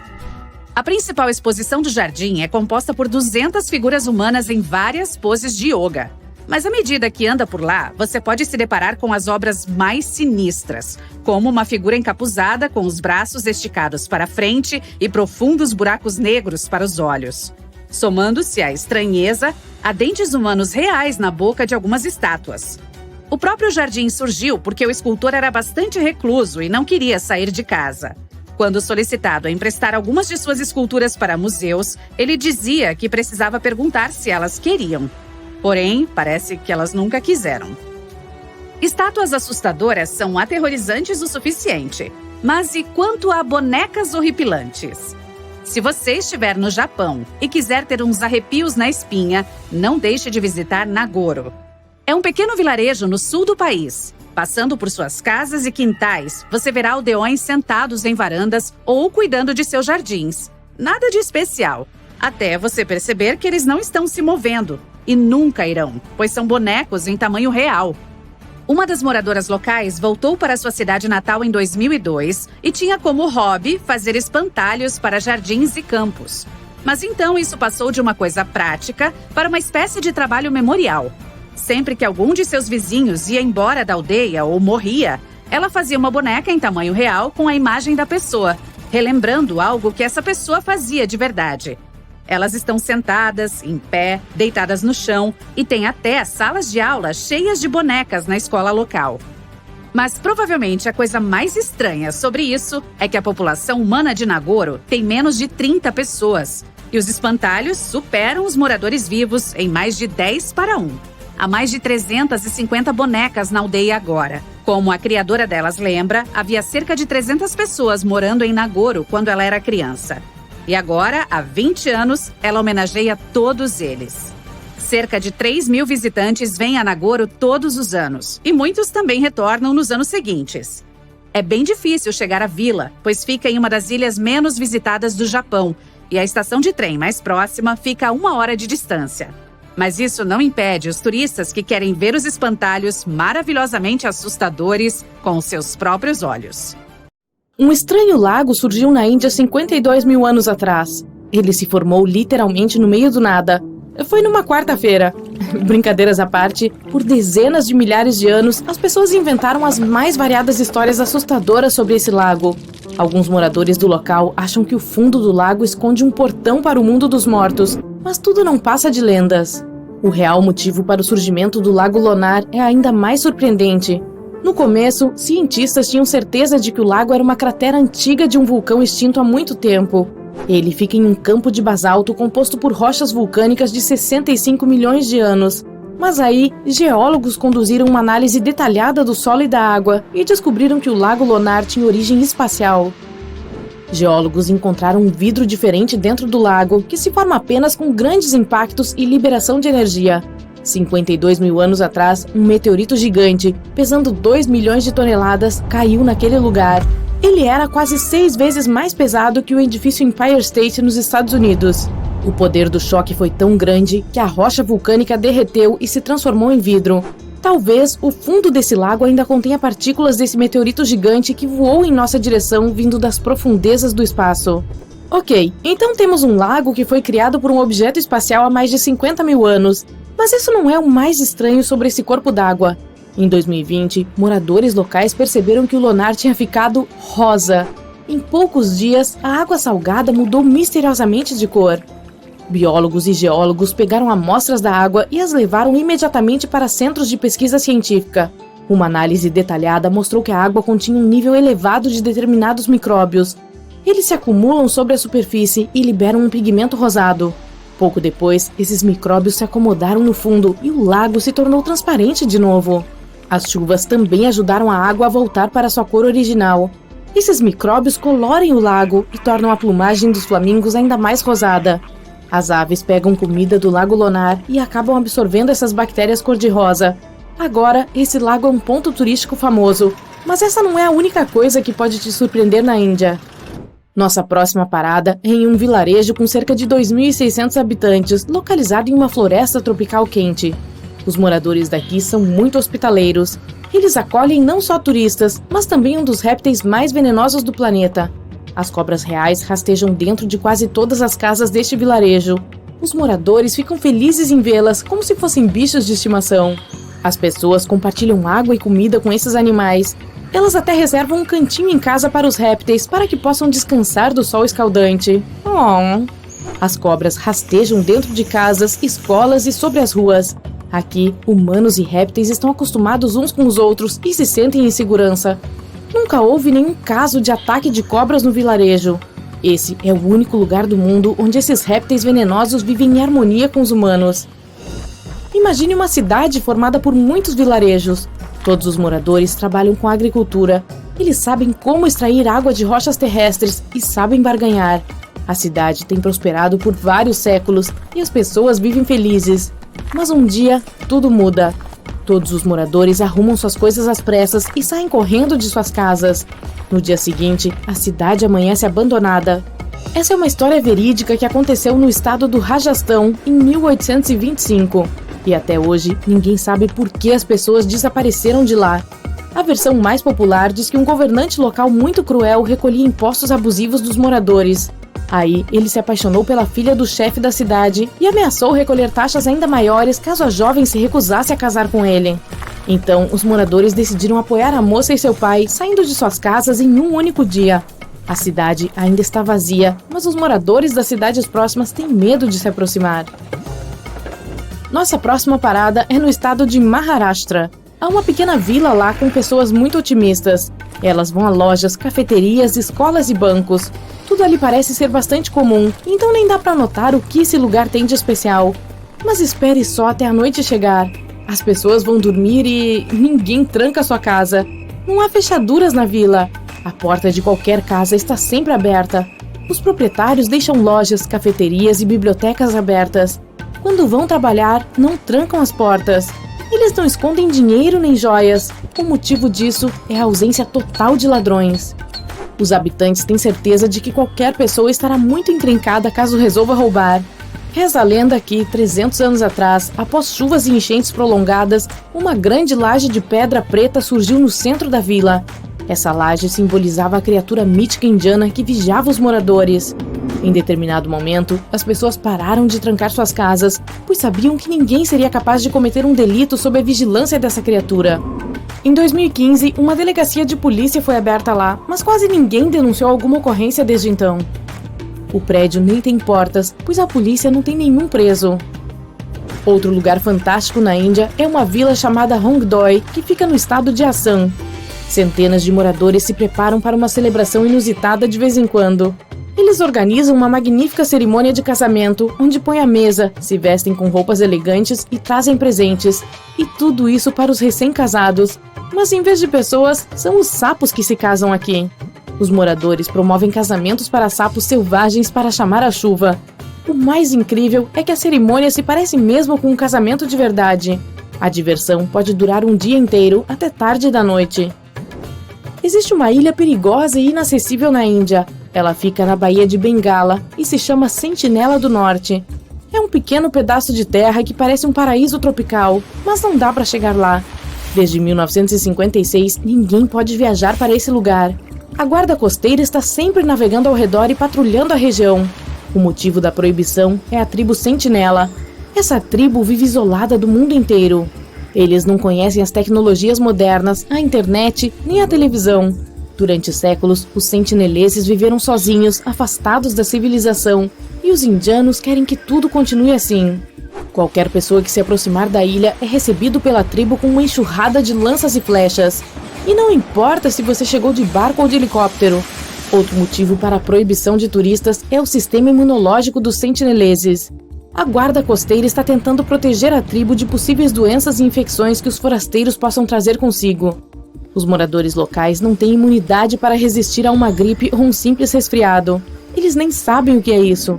Outra coisa, há recifes de corais e calcário ao redor da ilha, que dificulta a passagem de embarcações maiores. Apesar de todas as proibições, muitas pessoas tentaram entrar na ilha. Em 1880, um oficial descobriu a ilha acidentalmente. Ele desembarcou e encontrou um solo rico e ideal para cultivar coqueiros. O oficial também viu várias cabanas na ilha, mas não se atreveu a se aproximar delas. Exploradores e viajantes já presentearam os integrantes da tribo com peixes muitas vezes. Eles aceitaram, pediram mais, mas ainda não os deixaram se aproximar de suas casas. Também foi desafiador fazer amizade com a tribo, pois eles se comunicam através de um dos idiomas mais difíceis de aprender no mundo. Cientistas e linguistas vêm estudando esse idioma há décadas. No fim do século XX, forasteiros fizeram um progresso na construção de uma conexão com a tribo. Em 1991, uma equipe de antropólogos convidou os moradores da ilha para entrarem em um navio grande. Eles deram sacos de coco para os membros da tribo. Será que foi assim que a expressão ficar a ver navios surgiu? Talvez não. Bem, acho que é melhor deixar essa tribo em paz, não é mesmo? Imagine que você está surfando uma onda perfeita e de repente ela congela. Bem, com certeza parece assustador, mas não poderia acontecer na vida real, certo? Errado. Você pode ver ondas congeladas alucinantes na Antártida. Tais ondas ocorrem quando o gelo é comprimido e a pressão cada vez maior espreme as bolhas de ar. Quanto à bela cor azul, é o resultado do derretimento e recongelamento. Quando o verão começa, um rio de aparência comum na Colômbia se transforma em um arco-íris líquido. Caño Cristales, também conhecido como o rio mais bonito do mundo, brilha em 5 cores: vermelho, preto, verde, azul e amarelo. Só fica assim durante 6 meses do ano, porque a planta aquática que lhe dá os tons vibrantes precisa do nível de água e da quantidade de sol certos para fazer a sua mágica. A Austrália abriga uma cachoeira horizontal única na costa da região de Kimberley. Na verdade, é apenas um fluxo de maré rápido, movendo-se através de 2 rochas estreitas e alinhadas. As marés podem subir 9 metros. As quedas revertem sempre que a maré muda. Nesse mesmo país está a maior rocha do mundo. É tão grande que parece até uma grande colina. Tem uma circunferência de 25 quilômetros e 351 metros de altura. As bordas estão erodidas desde que a rocha existe. Esses edifícios de tijolos de barro têm 7 andares e foram construídos com solo fértil, feno e água que foram transformados em tijolos e deixados para assar ao sol por dias. Os andares térreos eram usados para manter gado e grãos, e os níveis superiores eram lugares para socializar e garantir uma boa vista. Antelope Canyon, no Arizona, também conhecido como o lugar onde a água corre através da rocha, tem 2 seções de canyons com fendas. Ao longo dos anos, a água que atravessa o arenito criou uma formação pitoresca única. Se você já pisou no solo árido do deserto do Namibe, na Namíbia, prepare-se para uma imagem assustadora. Você verá inúmeras manchas circulares entre 1,80 m e 15 metros de diâmetro. Organizados em um padrão semelhante a um favo de mel, eles se estendem por 2.400 quilômetros em direção ao horizonte. Essas manchas também são conhecidas como círculos de fadas, e você pode se decepcionar com a explicação desse mistério. Ninguém sabe ao certo a origem desses círculos, embora existam inúmeras teorias, desde radioatividade do solo até a atividade de cupins de areia. O Monte Haleakala, no Havaí, é um dos lugares mais tranquilos do mundo. Gerentes de parques nacionais quase não conseguiram encontrar som para medir aqui. O nome do lugar em havaiano significa Casa do Sol. Ele se formou graças a um vulcão que ficou ativo por 1 milhão de anos. Os fluxos de lava se acumularam ao longo dos anos e se transformaram em uma montanha. Tem seu próprio clima, que é impossível prever. Leva quase uma semana de navio da África do Sul para viajar para o assentamento mais isolado do mundo, Edimburgo dos 7 Mares. Você precisaria de uma permissão especial do governo para visitar o local como turista. Cerca de 300 moradores se tratam como família, cultivam sua própria comida e mantêm sua ilha impecavelmente limpa. Daintree Rainforest, na Austrália, é a floresta tropical mais antiga do mundo. Existe há mais de 100 milhões de anos. Daintree é o lar de algumas espécies animais únicas, 12 mil tipos diferentes de insetos e cerca de metade da população de sapos, borboletas e morcegos da Austrália. A floresta tropical também tem cerca de 3 mil tipos de espécies de plantas. As rochas que viajam são chamadas de pedras deslizantes porque parecem se mover pelo leito seco do lago Racetrack Playa, ou em português, Planície dos Rastros, no Parque Nacional Vale da Morte, Califórnia. À medida que as rochas se movem, deixam para trás uma trilha assustadora que costuma confundir os cientistas. Afinal, alguns dos pedregulhos pesam mais de 300 quilos. Além disso, algumas das trilhas são curvas, enquanto outras são em sua maioria retas, com curvas inesperadas para a direita ou para a esquerda. De repente, em 2006, os especialistas da NASA desvendaram o mistério. Acontece que durante o inverno, o lago se enche de água, cobrindo as rochas no fundo com gelo. E como o gelo é bastante flutuante, os movimentos subaquáticos e os ventos fazem as pedras se moverem pelo leito do lago. Em seu caminho, eles deixam rastros bizarros, vistos apenas quando a água evapora no verão. O Lago Maracaibo, na Venezuela, é frequentemente chamado de capital mundial do raio. As tempestades acontecem aqui 300 dias por ano, com um pico em setembro. Às vezes, há até 200 flashes em 1 minuto. Isso acontece porque o ar frio vindo dos Andes se encontra com o ar quente do Mar do Caribe e gera eletricidade. Alguns lugares na Terra têm menos gravidade do que outros. A Baía de Hudson, no Canadá, por exemplo, costumava ser coberta por uma geleira super espessa e pesada durante a última era glacial. O gelo havia empurrado toneladas de massa rochosa para fora quando começou a derreter. Quanto menor a massa de um objeto, menos gravidade ela tem. Levará mais 5.000 anos para a Terra voltar à sua forma original neste local. Até lá, você sempre pesará menos aqui do que em qualquer outro lugar do mundo. O Lago das 5 Flores, no Vale de Yuzhaikou, na China, muda sua cor de amarelo âmbar para verde esmeralda, jade escuro, turquesa claro e às vezes coral. Nunca congela graças às fontes termais subaquáticas e nunca derrete ou seca, ao contrário de outros lagos vizinhos. Os moradores acreditam que é feito de pedaços de um espelho que caíram do céu. O vale circundante tem algumas formas de relevo, kárstico, cônico, estreito, cachoeiras espetaculares, cerca de 140 espécies de pássaros e o panda gigante, juntamente com outras espécies de plantas e animais ameaçados de extinção. O Cabo Denison, na Baía de Commonwealth, na Antártida, é o lugar mais ventoso do planeta. Tem ventos descendentes incomuns. Eles se formam devido ao formato de cúpula do continente e do clima sempre frio. Esses ventos são tão rápidos e fortes que estragam os instrumentos de medição e os mastros aos quais estão presos. A velocidade recorde até agora foi de 321 km por hora. O deserto do Saara, que ocupa 10% do continente africano, é extremamente quente e seco. É por isso que é um dos lugares com o céu mais limpo. Quase nunca há uma nuvem. Isso, além do afastamento de qualquer civilização, o torna um dos melhores pontos para observar as estrelas. Na Dinamarca, as pessoas experimentam efeitos do tipo apagão com bastante regularidade. Olha só que estranho, mas fica ainda mais bizarro quando você descobre que os pássaros são a causa desse fenômeno incomum. Toda primavera e outono, milhões de estorninhos migram da Suécia, Finlândia e Noruega para a Grã-Bretanha, Bélgica e França. A Dinamarca é o lugar de sorte onde você pode observar sortsol, o nome dinamarquês para sol escuro. Essas aves viajam em grandes bandos, o que facilita a troca de informações e o aquecimento. Antes de os pássaros pousarem, eles realizam movimentos que parecem dança, mas na verdade estão fazendo formações diferentes na tentativa de espantar os predadores. E embora os pássaros voem em padrões altamente sincronizados, as pessoas pensam que o enorme bando muda de forma caoticamente. O sol escuro dura apenas 20 minutos durante o pôr do sol, e você precisa ser rápido ou sortudo para ver esse fenômeno. O segredo da cor de chiclete da Pink Sand Beach, a praia rosa das Bahamas em Barbuda, são os corais esmagados e minúsculos organismos unicelulares vermelhos que vivem abaixo delas. Você pode ver aquele famoso tom quando as ondas estão fortes o suficiente para lavar a terra misturada. O segredo da limpeza impecável deste lugar é que ele não possui instalações públicas e é menos movimentado do que outras ilhas do Caribe. Levou milhares de anos para Pequenine Ponds, na Austrália, se formar. Todo esse tempo, a água doce subterrânea estava se movendo lentamente para a superfície através do calcário. Formava uma grande caverna subaquática com paredes de calcário branco. Você precisaria de uma permissão especial para mergulhar aqui, e saiba que vale a pena. A cachoeira Baatara Gorge tem 3 pontes naturais para qualquer um atravessar, tirar fotos incríveis e até fazer piqueniques.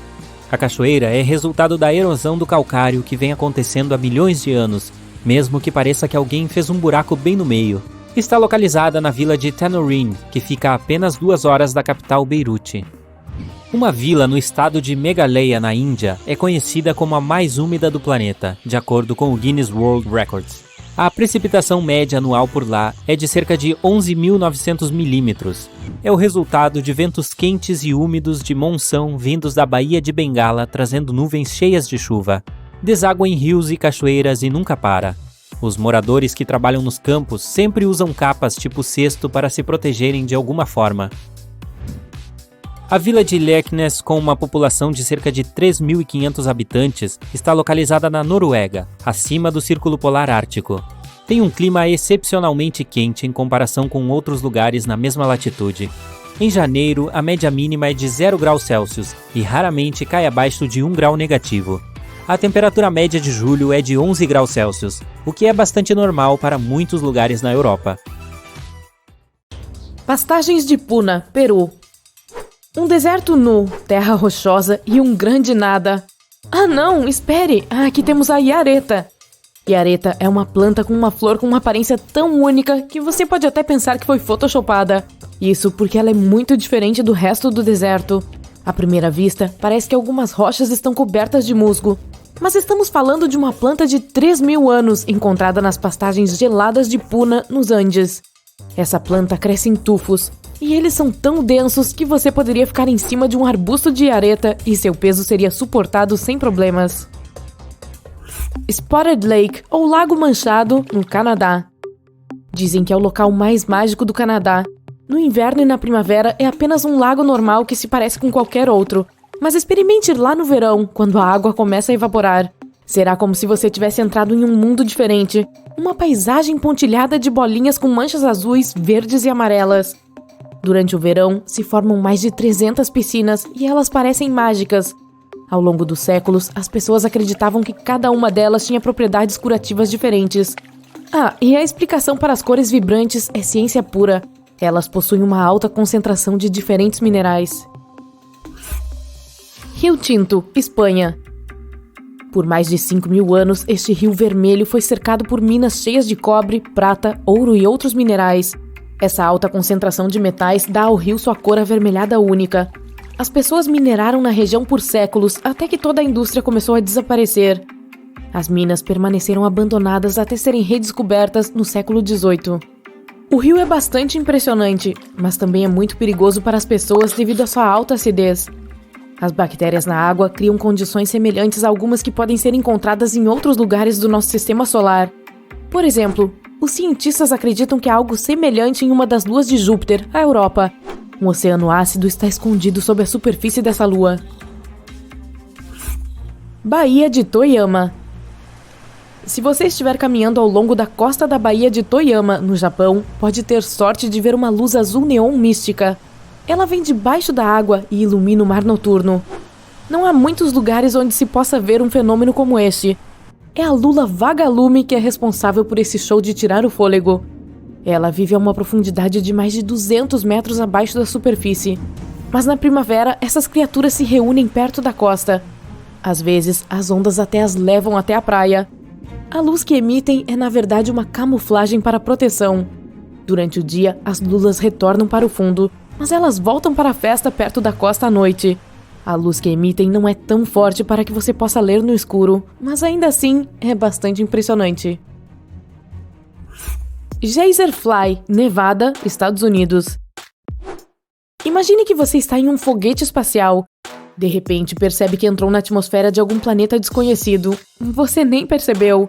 A gravidade do planeta começa a puxar seu foguete para baixo. Logo, ele cai na superfície.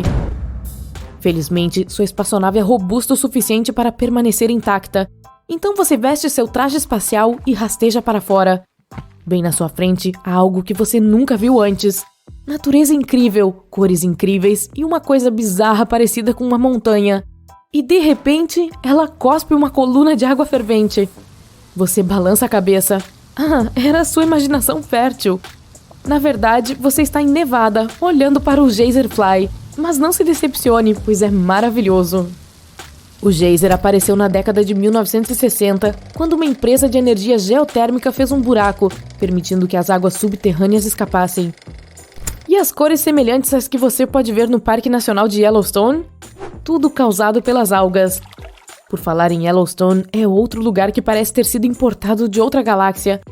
Em uma área quase 2 vezes a do Distrito Federal, existem mais de 10.000 recursos hidrotermais, 500 geysers e cachoeiras incríveis. Sing de Bemaraha, Madagascar. Este é o lugar onde você pode facilmente imaginar que encontrará alguns animais antigos. Você quase pode vê-lo se escondendo em algum lugar entre as rochas pontiagudas que chegam a 100 metros. Metade deste parque nacional é coberto por uma floresta e a outra metade é rochosa, formada pela erosão da água. O local é o lar de muitos animais, como camaleões, iguanas, sapos e muitas espécies diferentes de lêmures. Geleira Vatnajökull, Islândia. Em sua busca pelas maravilhas extraterrestres do nosso planeta, não se esqueça de passar pela Islândia. Lá você encontrará a maior geleira de toda a Europa. Em alguns lugares, o gelo pode ter mais de 900 metros de espessura. Vatnajökull tem 30 geleiras prontas para serem exploradas. São canais de gelo que uma vez voaram para fora de uma calota de gelo, mas permaneceram presos dentro dos limites do vale. Quanto às famosas cavernas de gelo da Islândia, elas se formam quando a água do degelo atravessa uma geleira tentando chegar à superfície. Isso geralmente acontece no verão, quando as temperaturas são mais altas e o fluxo de água é mais turbulento. Quando as temperaturas baixam, a água congela e assim as cavernas são moldadas. Staffa, Escócia, no Reino Unido. Staffa é uma ilha desabitada que parece ser de outro planeta. Depois de vê-la, você não consegue se livrar da sensação de que ela esconde muitos segredos. A verdade é que é um local calmo, quase totalmente tomado por aves marinhas e focas. Mesmo assim, ninguém pode negar que as incríveis colunas de rocha dão a este lugar um aspecto único e misterioso. Isso sempre encorajou a população local a espalhar lendas sobre a caverna em comum. As suas colunas se formaram há milhões de anos, principalmente como resultado de erupções vulcânicas. Cavernas Glowworm, na Nova Zelândia. Imagine encontrar uma entrada para uma caverna mágica. Você rema seu barco, ansioso para dar uma espiada lá dentro, e é recompensado com uma das vistas mais bonitas de todos os tempos.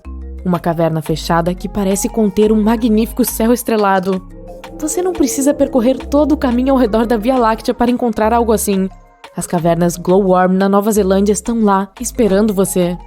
Elas começaram a se formar há milhões de anos, e agora tem uma coleção impressionante de estalagmites e estalactites. Mas o que as torna realmente especiais são os vagalumes. As cavernas abrigam milhares e milhares de larvas luminescentes. Os vermes precisam atrair insetos e parceiros em potencial. Para fazer isso, eles usam sua cauda que brilha no escuro. Existem muitas cavernas como essa na área, e as pessoas as exploram há mais de 100 anos. Wulianyuan Chanche, China. Este lugar incrível tem paisagens de tirar o fôlego e mais de 3.000 pilares de arenito. Parece que a natureza decidiu fazer sua própria versão de arranha-céus. Alguns deles têm a metade da altura do Empire State Building. Normalmente, você não consegue nem descobrir onde os pilares começam. Ao tentar decifrar, tudo que você vê ao fundo é uma névoa sem fim. 2 pontes de pedra natural parecem flutuar entre os pilares perdidos nas nuvens. O Olho do Saara. Esse é um mistério que permaneceu oculto por milênios. Essa formação geológica é difícil de detectar quando se está no solo. Por isso não foi descoberta até que as pessoas começaram a explorar o espaço. Por algum tempo, os cientistas pensaram que fosse uma cratera causada pelo impacto de algum objeto espacial na superfície da Terra. Mas, depois de pesquisar, descobriram que a origem do olho era inteiramente terrestre. Hoje em dia, os geólogos acreditam que a formação do olho tenha começado há mais de 100 milhões de anos, quando as placas tectônicas estavam dividindo o supercontinente Pangeia. A rocha derretida, que estava subindo em direção à superfície, criou uma cúpula maciça composta de diferentes camadas. Mais tarde, a atividade vulcânica e a erosão finalizaram o visual do olho. Lago Baikal, na Rússia. O mais profundo, o mais antigo e um dos maiores lagos de água doce do mundo certamente tem seus próprios segredos. O lago fica congelado do início de janeiro até maio. No verão, a água é tão clara que dá para ver até 40 metros de profundidade. Isso porque o gelo derretido das montanhas da Sibéria é incrivelmente puro. Também não há sais minerais em Baikal. Salar de Uyuni, Bolívia. É um dos lugares mais extremos da América do Sul. A maior planície de sal do mundo se estende por mais de 10.400 km². O salar apareceu quando os lagos pré-históricos evaporaram há milhares de anos. Uma espessa crosta salgada se estende além do horizonte. A certa altura, você nem tem certeza de onde termina a terra e começa o céu. Deserto do Atacama, no Chile. O deserto mais seco do mundo envolve paisagens rochosas, lagos salgados, dunas e temperaturas extremas. Em algumas partes do deserto, não chove há quase 500 anos. Sem água ou nutrientes no solo, não há plantas. Essa é uma das razões pelas quais você pode se sentir como se estivesse em outro planeta, como Marte. Mas espere a noite cair. Um céu infinito cheio de estrelas parece uma janela para o universo e seus mistérios.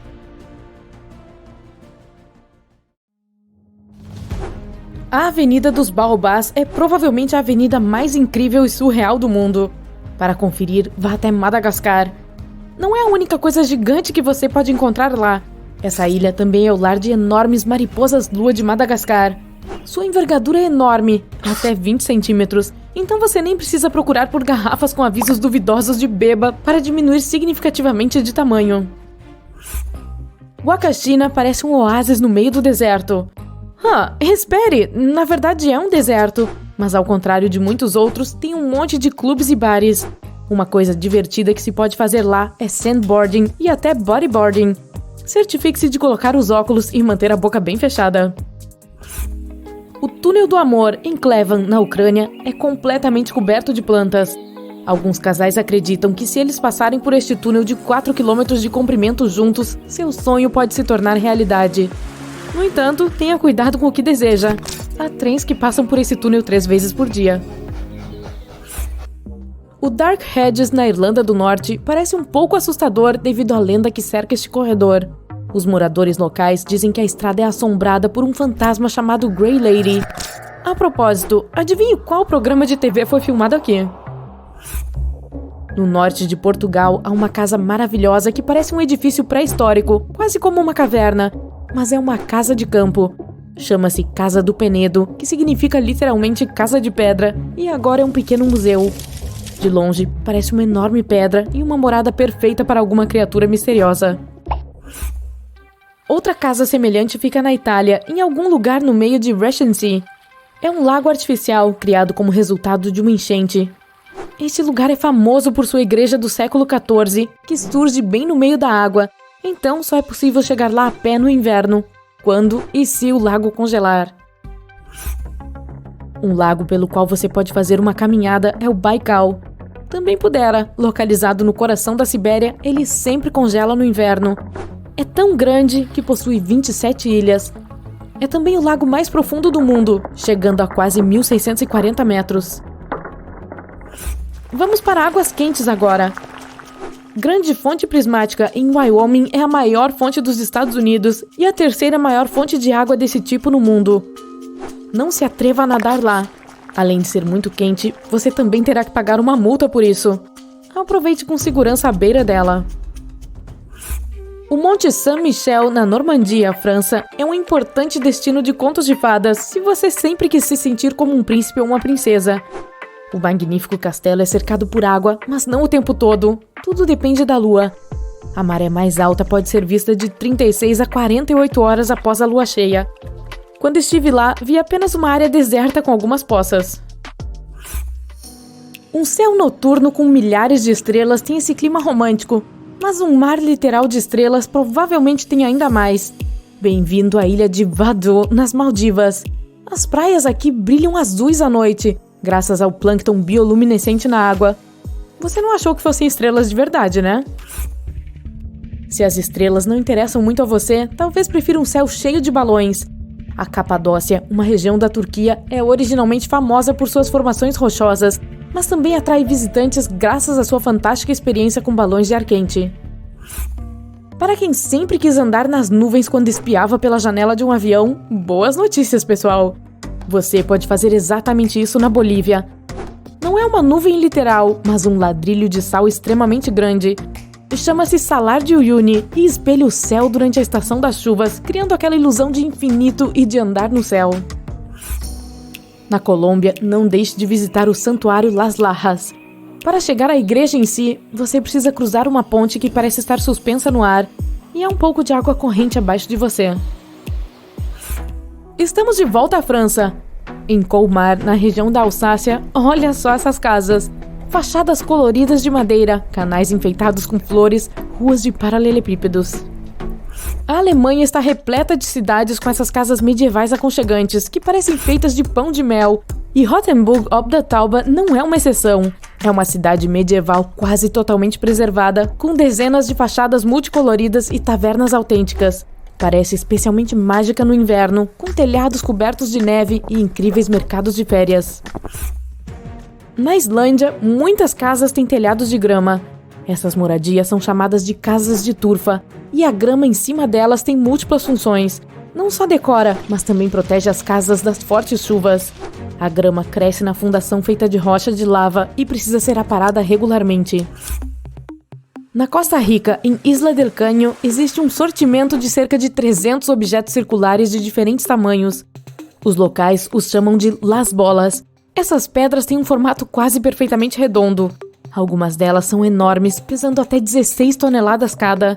Elas também são feitas de materiais diferentes, gabro, calcário e arenito. Acredita-se que elas tenham sido colocadas alinhadas em frente às casas dos chefes.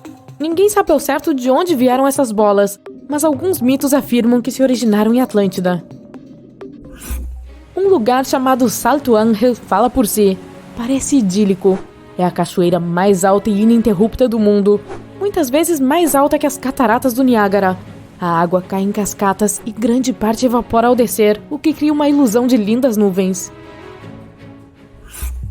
Se você gosta de coisas brilhantes, experimente visitar a Caverna de Cristal no México. Isso só pode ser feito sob supervisão profissional, mas definitivamente vale a pena. É bem provável que você nunca tenha visto um cristal com o dobro do tamanho do seu corpo.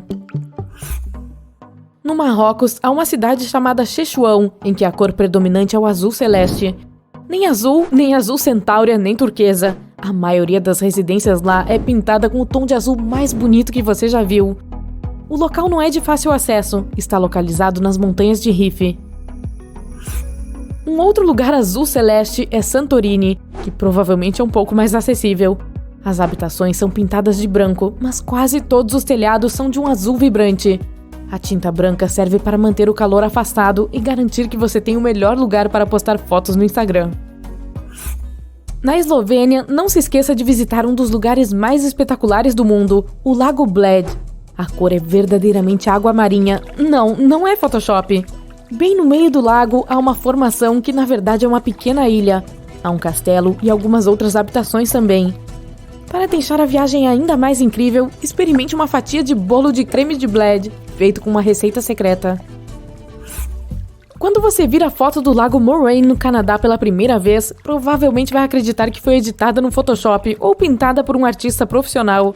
Mas esse lugar é real, combinando uma miríade de tons de azul que parecem tão idílicos que você nunca mais vai querer sair de lá. Bagan, a misteriosa terra localizada em Myanmar, tem todos os ingredientes para ser um local verdadeiramente saído dos contos de fadas. Lá se pode desfrutar de toda a vegetação exótica, paisagem de montanha nevoada e vários templos andando de bicicleta. Ou você pode ver tudo isso a partir de um balão de ar quente. As Filipinas têm muitas coisas para se ver, mas existe algo muito especial nas praias locais. Se você for lá, a praia escondida no roteiro de El Nido é um lugar perfeito para desfrutar de um pouco de solidão. A praia é protegida com segurança de barcos e condições climáticas indesejáveis por enseadas de calcário. Na região italiana da Ligúria existem dezenas de praias preciosas que você nunca vai esquecer. A Baía dos Poetas em Porto Venere é uma delas. A praia está localizada no Rochedo e também há cavernas subaquáticas nas quais é possível nadar. É chamada de Baía dos Poetas porque a lenda diz que Byron se inspirou lá, nadando pela baía em busca de sua musa, que ele eventualmente acabou encontrando. A área de Cinque Terre também fica na Ligúria e é nas proximidades. Então, se você sempre quis ver aqueles papéis de parede de rochedos e mares italianos na vida real, vá até lá. A lenda diz que os marinheiros pintavam suas casas com cores vivas para encontrar mais facilmente o caminho de volta. A ilha de Skye, na Escócia, poderia ser uma decoração perfeita para algum programa de TV histórico sobre orgulhosos cavaleiros e suas donzelas. Provavelmente também existem algumas fadas na Fairy Pools e no Fairy Glen. O local imperdível é o Old Man of Storr, uma colina que combina encostas rochosas e íngremes.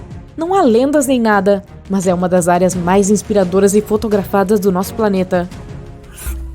À primeira vista, se você olhar da Terra, vai parecer apenas uma ponte de pedra, Mas seu principal segredo é olhar para ela a partir da água. O reflexo da ponte forma um círculo perfeito que parece uma espécie de portal para um mundo subaquático escondido. Essa ponte está localizada na Saxônia e fica a uma curta distância de carro de Berlim ou Dresden.